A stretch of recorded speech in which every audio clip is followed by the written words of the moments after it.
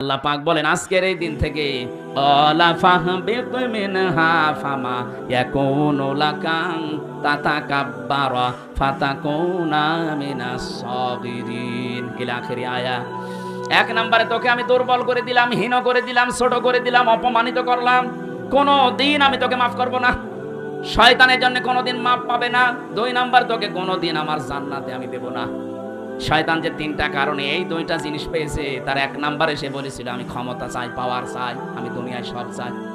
আজ দুনিয়াতে দেখেন যারা শয়তান মার্কা মানুষ, এই মানুষগুলো টাকা পয়সা, অর্থ সম্পদ, ক্ষমতা এদেরই বেশি। দুই নাম্বারেও বলেছিল আমি দুনিয়া বেশি দিন বাঁচতে চাই, কিয়ামত পর্যন্ত হায়াত দাও, ইলা ইয়াউমি বাসুন। আল্লাহ বলেন দিলাম। আস্তাকান তামাম দুনিয়ার দিকে শয়তান মার্কা মানুষগুলো বেশি দিন বেঁচে থাকে। এত মানুষ মরে যাচ্ছে, ওর মরণ নেই। কথা বলে না কেন? শয়তান মার্কা মানুষগুলো মরে, মনে আছে বয়স আরো কমতেছে।